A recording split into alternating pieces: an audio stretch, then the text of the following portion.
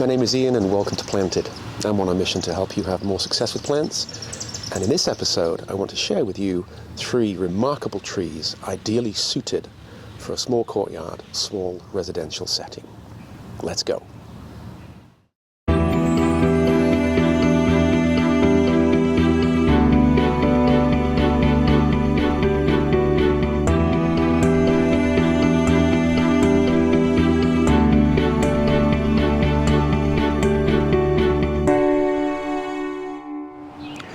I started my career in horticulture back in the mid-80s on a tree farm on the south coast of England, and I was there for a year as a student before I went to college, and I was immersed in all sorts of tree culture and really choice, unusual varieties, and I've had a big affinity with trees ever since.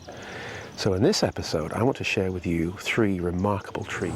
So the 3 trees I'm going to feature in this episode is the Magnolia soulangeana, beautiful spring flowering tree, good size, not too big but still a good size. We've got the Cornus kousa, which is an early summer white beautiful flowering tree. Then we've got the remarkable Stewartia pseudocamellia.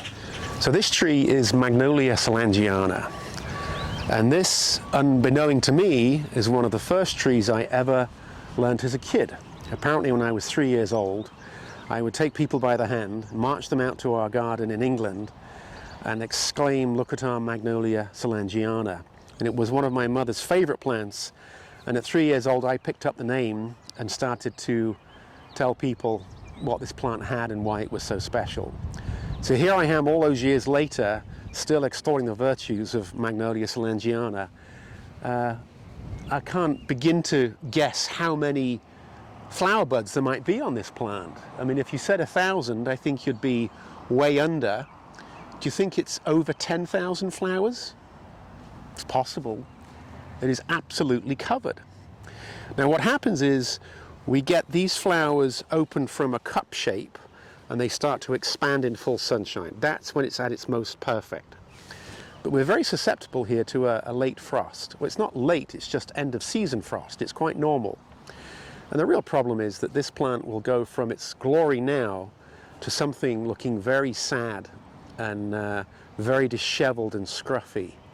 And to my mind, is it worth it? Do you have that week of beautiful color and then put up with a week of it dropping its brown petals? I don't know. It's a personal question and it's one that you'll have to answer.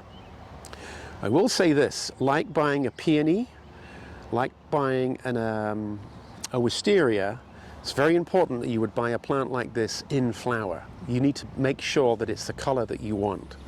It's not unusual for nurseries to get labels mixed up and then you buy the plant that you think is the color that you want, only for it to be something different. This is where a little bit of patience is a really good idea. Now magnolias come in all shapes and sizes. There's Magnolia stellata, which is the star-flowered magnolia, a little bit smaller. Typically it's white, but there are some other strains of that, so have a look for Magnolia stellata. This is Magnolia soulangeana. There's lots of hybrids, there's lots of different colors. Some are dark burgundy, there's white, there's cream, yellow, all sorts of different heights and styles.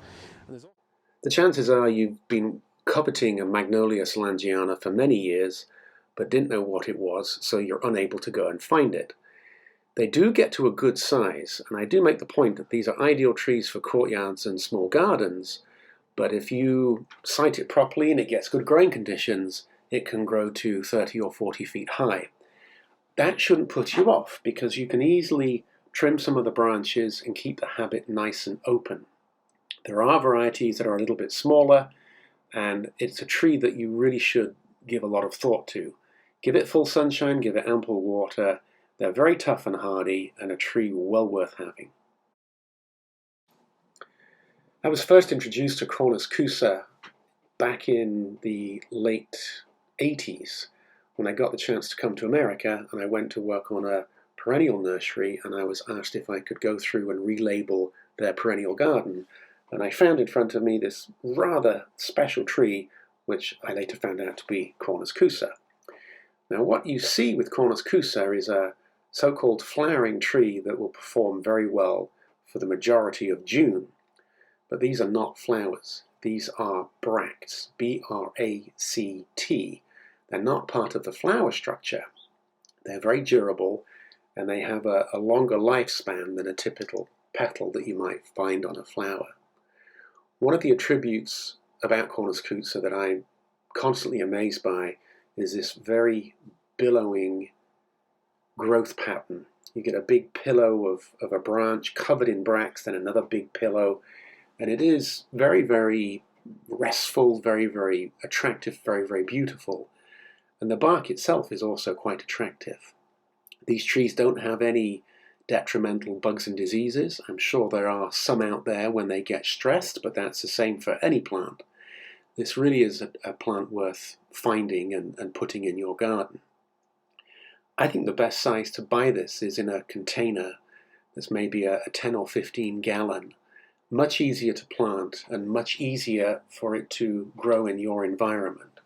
There are some other strains of Cornus kousa. There's Cornus kousa chinensis, which is a bit more refined, and there are some other strains that have got a slight pink tinge or creamy coloured and also a bright white. So Cornus kousa is a wonderful tree and something that you really should find.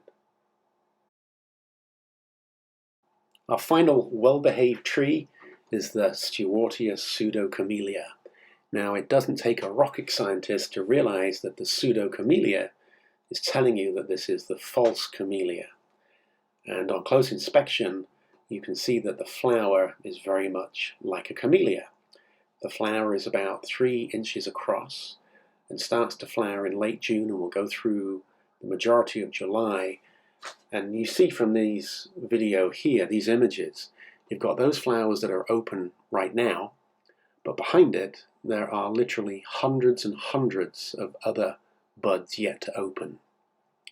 Now, I've had the good fortune to see this plant growing in different parts of the world. I've seen it in the Mediterranean, I've seen it in Japan.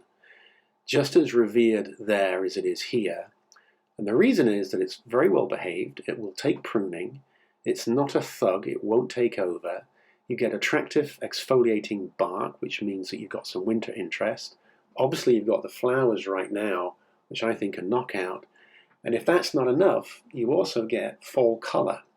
Come October, after a couple of frosts, the foliage will start to go yellow, and sometimes it might even go orange with a tinge of red.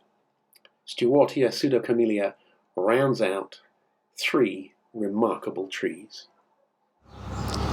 Thank you for watching Planted. I really enjoy doing these videos. If there's a subject that you'd like me to cover, or you've got a question that might be worthy of a video, just let me know. You can post it in this video, you can post it in any video, and I do try very hard to go through and read as many of the comments as I can, and I'll respond to those that I can actually really answer and help you. So step forward, share with me your thoughts. What is it that you want to know? What is it that you have difficulty with? And if I can help you, I absolutely will. And as ever, happy planting.